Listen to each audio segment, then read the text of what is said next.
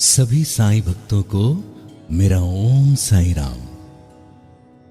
साईं भक्तों, आज मैं आपके समक्ष अध्याय 3 का वाचन करने जा रहा हूं।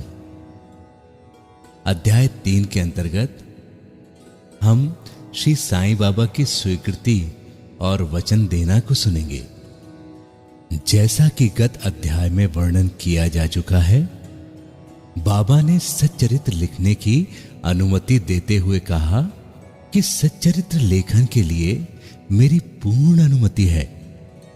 तुम अपना मन स्थिर कर मेरे वचनों में श्रद्धा रखो और निर्भय होकर कर्तव्य का पालन करते रहो। यदि मेरी लीलाएं लिखी गईं तो अविद्या का नाश होगा तथा ध्यान व भक्ति पूर्वक श्रवण करने से दैहिक बुद्धि नष्ट होकर भक्ति और प्रेम की तीव्र लहर प्रवाहित होगी और जो इन लीलाओं की सबसे अधिक गहराई तक खोज करेगा उसे ज्ञान रूपी अमूल्य रत्न की प्राप्ति हो जाएगी। इन वचनों को सुनकर हेमाड पंत को अति हर्ष हुआ और वह निर्भय हो गए। उन्हें दृढ़ विश्वास हो गया कि अब कार्य अवश्य ही सफल होगा। बाबा ने श्यामा की ओर दृष्टिपात कर कहा, जो प्रेम पूर्वक मेरा नाम स्मरण करेगा मैं उसकी समस्त इच्छाएं पूर्ण कर दूंगा। उसकी भक्ति में उत्तरोत्तर वृद्धि होगी। जो मेरे चरित्र और कृत्यों का श्रद्धा पूर्वक गायन करेगा उसकी मैं हर प्रकार से सदैव सहायता करूंगा। बाबा कहते हैं, जो भक्तगण हृदय और प्राणों से मुझे चाहते हैं उन्हें मेरी कथाएं श्रवण कर स्वभावतः प्रसन्नता होगी। विश्वास रखो कि जो कोई मेरी लीलाओं का कीर्तन करेगा उसे परमानंद और चिर संतोष की उपलब्धि हो जाएगी।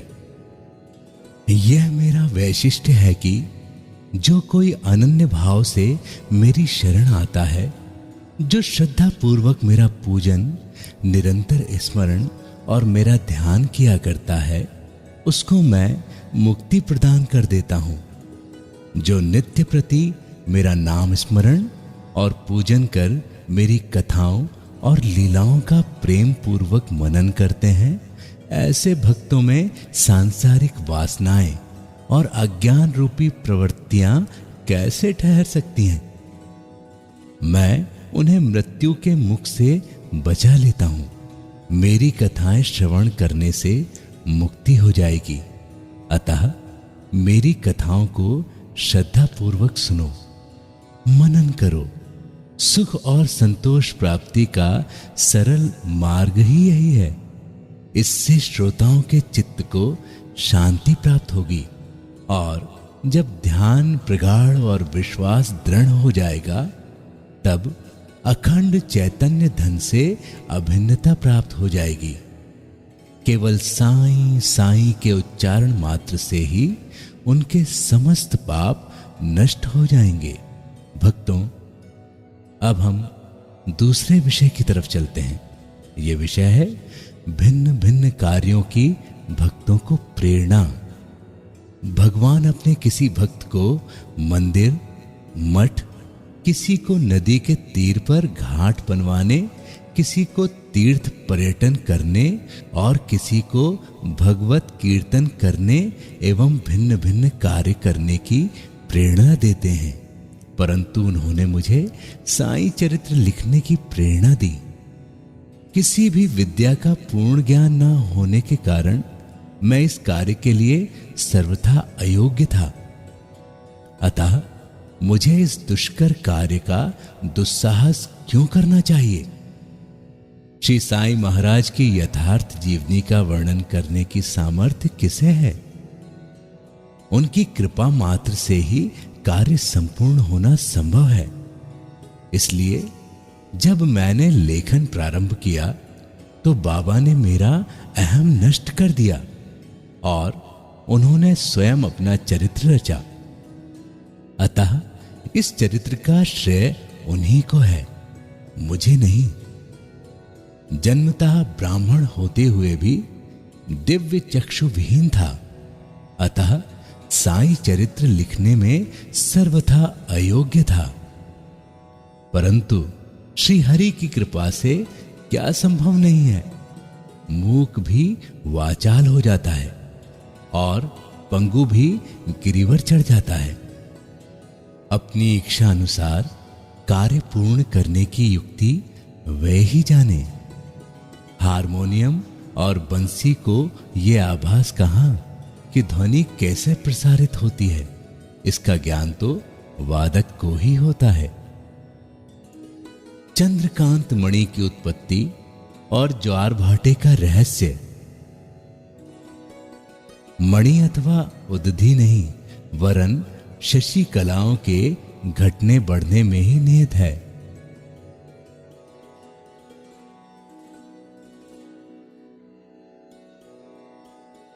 बाबा का चरित्र ज्योति स्तंभ स्वरूप।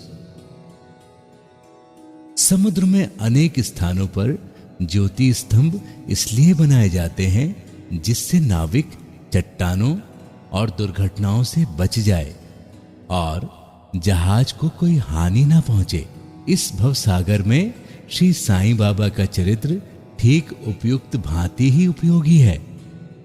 वह अमृत से भी अति मधुर और सांसारिक पथ को सुगम बनाने वाला है।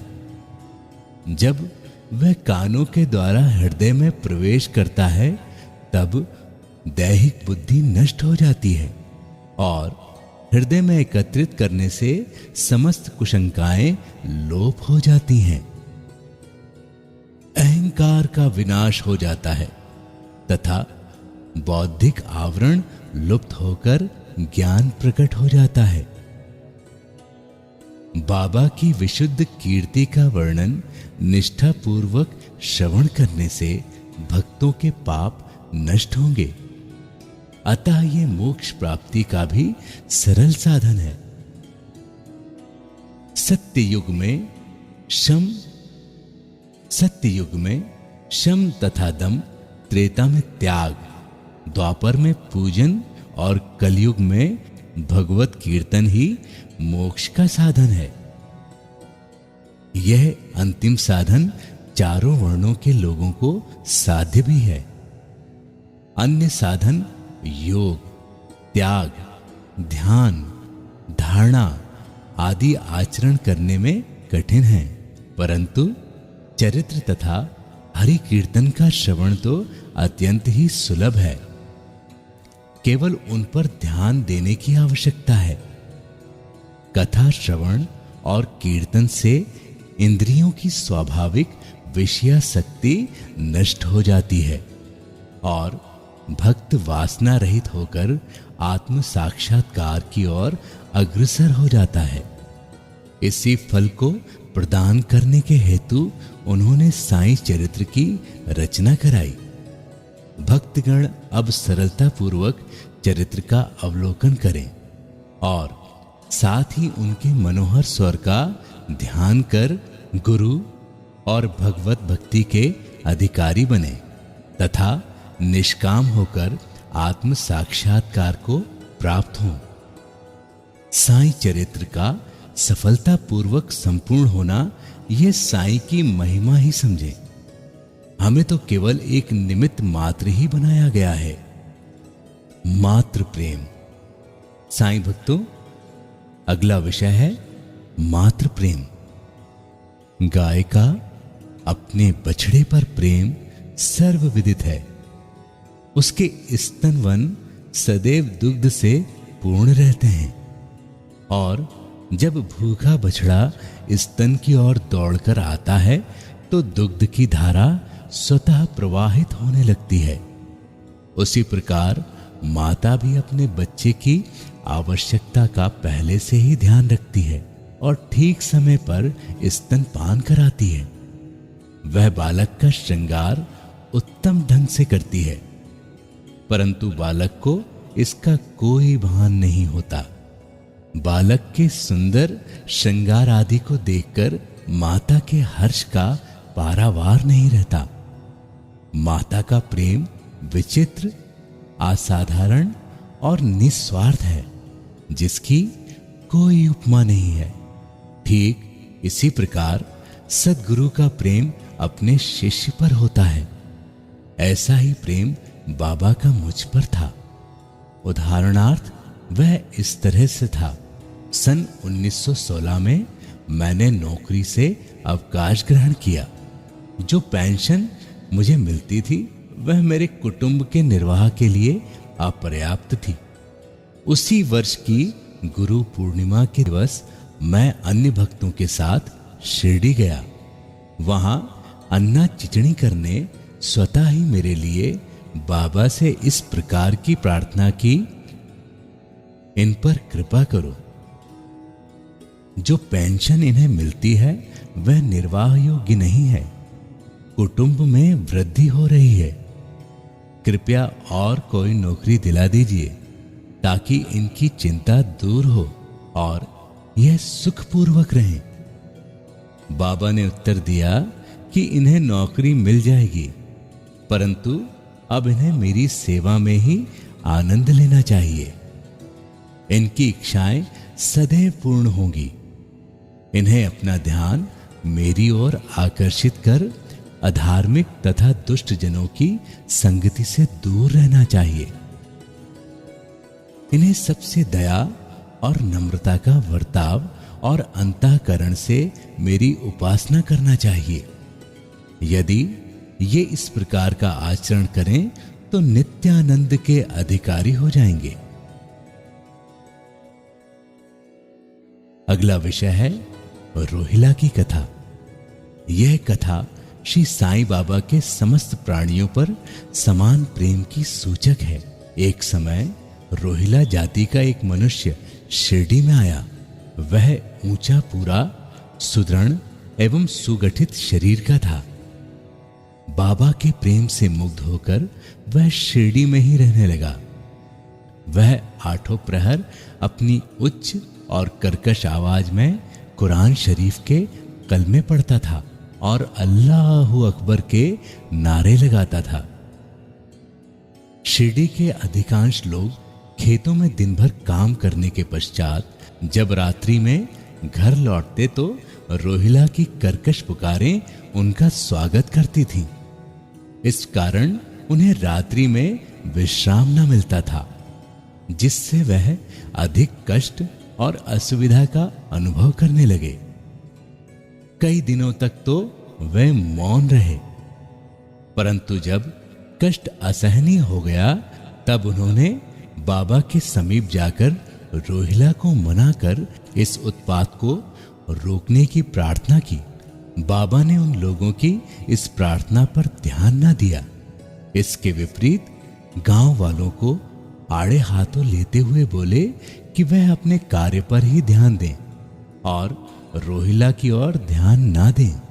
बाबा ने उनसे कहा कि रोहिला की पत्नी बुरे स्वभाव की है और वह रोहिला को तथा मुझे अधिक कष्ट पहुंचाती है, परंतु वह उसके कलमों के समक्ष उपस्थित होने का साहस करने में असमर्थ है और इसी कारण वह शांति और सुख में है। यथार्थ में रोहिला की कोई पत्नी न थी। बाबा का संकेत केवल कुविचारों की ओर था।